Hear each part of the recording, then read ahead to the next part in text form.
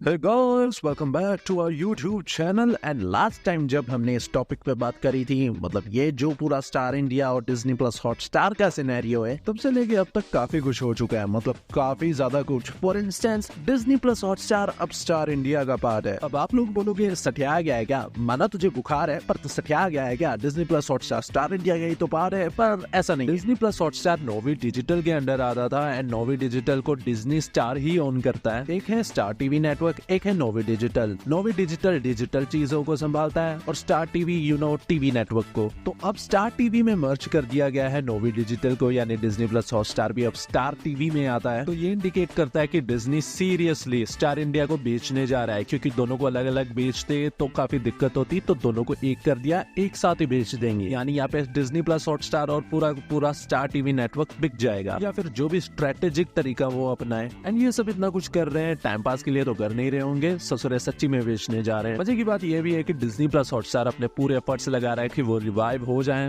वो हो पाएंगे कि नहीं पता नहीं, वरना बिकेगा इस साल। और आगे बढ़ने से पहले मिली बॉबी ब्राउन पे बहुत ही ज्यादा इंटरेस्टिंग वीडियो हमारे ब्लॉग पे पोस्ट हो चुकी है, फ्री है, क्योंकि फैक्ट ऑफ बॉय मेरा दूसरा यूट्यूब चैनल की है जिसपे अभी तक पोस्ट नहीं हुई है, तो हमारे ब्लॉग पे जाके देख लो। अर्ली एक्सेस डिस्क्रिप्शन और कमेंट्स में लिंक दे दूंगा, बिलीव मी बहुत ज्यादा इंटरेस्टिंग है, प्लीज जाके देख लो। मतलब क्या तुम्हें पता है मिली बॉबी ब्राउन ग्रूम्ड हुई थी, इसका भी मतलब नहीं पता तो जाके वीडियो देख लो ना। देखो स्टार टीवी का ये तो हुआ, पर खरीदारी लिस्ट में कौन है? सबसे पहले रिलायंस तो है ही, उसके बाद सन टीवी है, फिर एक नाम आया ब्लैकस्टोन। ब्लैकस्टोन एक इंटरनेशनल कंपनी है जो किसी भी बिजनेस में नहीं है, मतलब एंटरटेनमेंट से कोई ताल्लुक नहीं है। ये फंड्स वगैरह प्रोवाइड करते हैं या फिर किसी कंपनी के इक्विटी शेयर्स वगैरह खरीदते हैं। तो इन लोगों से भी बात करी है स्टार इंडिया ने स्टार को बेचने के लिए। एंड कल ही मिंट ने न्यूज ब्रेक की है कि अब सोनी भी लिस्ट में है डिज्नी स्टार के स्टार इंडिया को खरीदने के लिए। देखो सच्ची कह रहा हूँ, स्टार इंडिया को खरीदना मजाक नहीं है। 17 बिलियन डॉलर्स की वैल्यूएशन थी जब फॉक्स से खरीदा था, अब ऑब्वियसली 10 बिलियन डॉलर से गिर गई है। लेकिन आप लोग भी सोच रहे होंगे ना, सोनी क्यों खरीदने की सोच रहा है, सोनी तो ऑलरेडी जी को अक्वायर कर रहा है।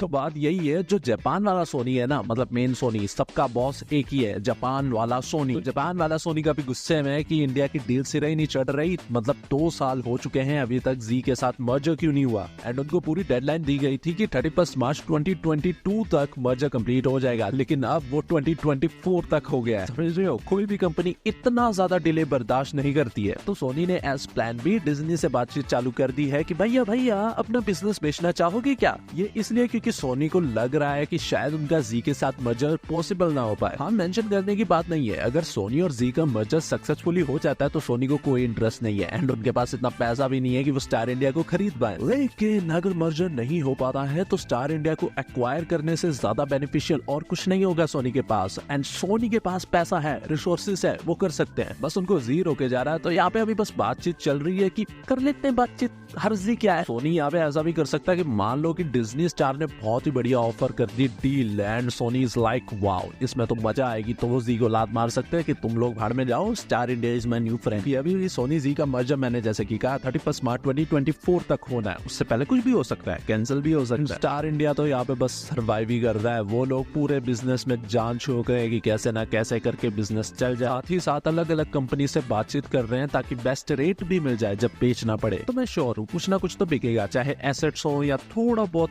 पार्ट हो, कुछ ना कुछ बिकना तो है ही। पूरा का पूरा जो स्टार इंडिया है वो बिक जाएगा डिज्नी प्लस हॉटस्टार के समेत, तो उसके चांसेस मुझे 70% लग रहे हैं। बाकी आप लोगों के ओपिनियंस क्या हैं इस पे हमें कमेंट्स में जरूर बताएं। इंस्टाग्राम पे हॉलीवुड ब्लॉकबस्टर इंडिया को फॉलो कर लें एंड बस इतना ही, और कुछ ज्यादा उम्मीद भी नहीं है।